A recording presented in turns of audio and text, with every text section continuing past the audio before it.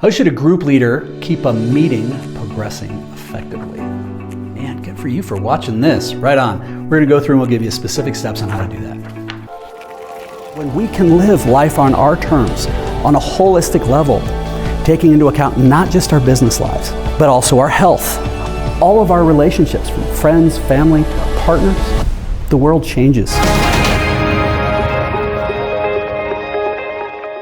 So I have led thousands of meetings and helped coach hundreds and hundreds of people on how to have great meetings. And here's some basic steps on how to do this. First off, the first step is set the tone for the meeting. If you're the one who's running this and you're progressing it forward, make sure that you show up on time, present, ready to go 2 or 3 minutes before the meeting.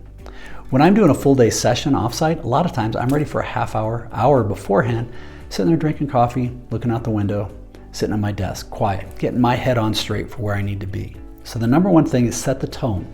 When you do that, because if you show in last minute, 2 minutes late, frazzled, shit everywhere, you aren't really present, you're setting the tone. I guarantee, even if you're the owner of the business, people are being polite. Oh no, it doesn't bother us, Bill. Bullshit. Their time's effective or is important as well. And if you're not being respectful of that, then you're not going to be able to lead and progress that meeting. The second, have an agenda. Let everybody know what it is, but say this is what we're doing and how we're driving through this. The 3 things that make for a great meeting: communication, accountability, and problem solving. Most meetings, candidly, most meetings blow, they suck, because people invest most of their time in doom loops of discussion where they discuss the shit out of things, but they never actually do anything. So put intention behind it and identify what makes for a great meeting. So ideally, I like to have a segue that helps people transition from where they are, but it also helps people remember and remind them of a victory. Tell me something positive that happened in your department this week. Great, cool. All right. Then the communication piece can be, hey, we have these things going on. These are, we need to be available to this. Maybe there's some cascading messages. The accountability piece can be really simple. Are people on or off? Are they where they need to be? Are we moving forward? It can be around metrics. It can be around to-dos. It can be around your quarterly objectives or rocks. But how do we know we're on track? Are our okras hitting it? And we either yes or we're not. And then the problem solving is in the problem solving part of the agenda is where you're going through and you're understanding that most of the things that get listed up as potential issues are actually symptoms, and your job is to dig deep to figure out what is the root cause, and then how in some way, shape, or form do you move it forward. And I've got other videos specifically on how you do meetings. There's all sorts of videos on YouTube about that. So second piece is having that agenda. First, set the tone.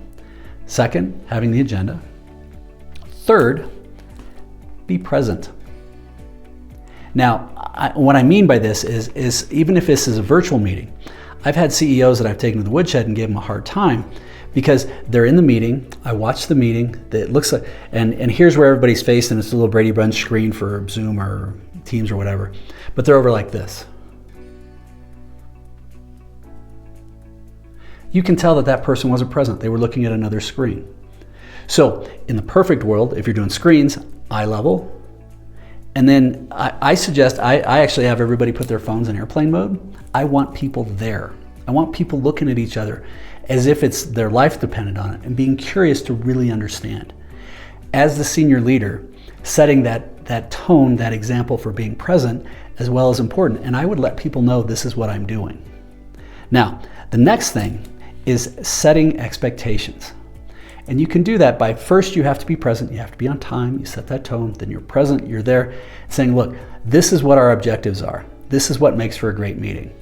I start every conversation that I have in a coaching or in meetings is, what would success look like for our time together? How can I be of clear value so that I understand and I'm setting the expectations so I understand that we're on the same page.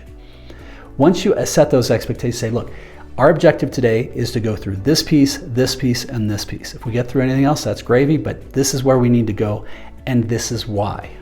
But that way everybody else understands it. And if people have a different opinion, fair enough, let's have that discussion now. Because if I thought we were going to talk about TPS reports, and this guy over here wants to talk about, credit cards, and all we do is talk about credit cards, and I run out of time, I didn't get hurt again. God damn it. I wasn't thinking about it anyway because I was worried about my TPS report. But this way is like, no, first we're going to hit this, then we're going to hit this, then we're going to hit this. But establish the expectations so you know you've got a greater likelihood of success to get through all of that if you do it early. The next thing is make sure that you're reading your team and you're being consistent. This is where, if you can be a poker player, it helps, but this is part of being present. And actually, if you can, have somebody else who's managing the agenda, but you sit there and as you're facilitating the group, you want to stay and keep it on track and make great meetings, make sure you're reading everybody there. So if you see somebody over there like, they're either not present or they're pissed off. Either way, they're not participating. So I like to say, hey, Tina, tell me, what's going on? Where's your head at? What's your perspective? I'm like, oh, I was thinking about macaroni and cheese. I mean, I won't say that, but you catch people with that. But it's also going to help hold people more accountable and perspective. So say, look, I want to hear from you, but then Joe, I'm coming to you next. All right, so what is your perspective on this and why? Okay, what would success look like? How would you handle this?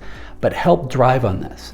Stay out of those doom loops of discussion. If they want to put their opinion up more than once, they're just playing politics. Call bullshit on that. Say no.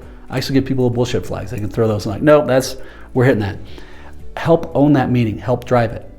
Because remember, it's not just your meeting. You may be the one who's setting the tone and driving it, but it's the entire team's meeting, and get them taking involvement and ownership of it. The next thing is making sure that you start on time and end on time. I know this sounds crazy, but if you have these different steps, it is mission critical that you start on time and you end on time. If you can end early, but don't end late. Because maybe it doesn't matter to you because you have extra time, but it's gonna piss somebody else off. It's gonna pancake other meetings. It's gonna frustrate the daylights out of people. So with these, when it comes to creating great meetings and keeping them on track and helping people progress as the leader, first thing is setting the tone. Be on time. Make sure you're present, you're zen, you're ready to go, you're crystal clear. Second, have an agenda that everybody's been aware of and that you guys know and ultimately is consistent. Third, be present. Look people in the eye and let them know what you're doing and ask them to do the same thing. Control the cell phones, control the other distractions. The next is set those expectations. This is what we're looking at. This is what success looks like for today. Here's where I'm gonna need everybody's participation. Here's where we're driving on this. Are we all in agreement? One team, one voice, one vision. Right on, let's keep going. Next, read the team. Keep everybody there and be consistent. You see somebody who's not happy, call them out. Help me understand why. You see somebody who's being distracted because they're looking at their damn watch or their phone. Whoa, hey, come back up. What do you think? Where's your head at? But the more you can manage and get everybody there and present, it's going to drive for success. And then lastly, make sure that you start on time, but just as much end on time. So if you found value in this, hey, please subscribe to the channel, check out some of the other videos, or reach out to us at lifeon-yourterms.com. Keep smiling.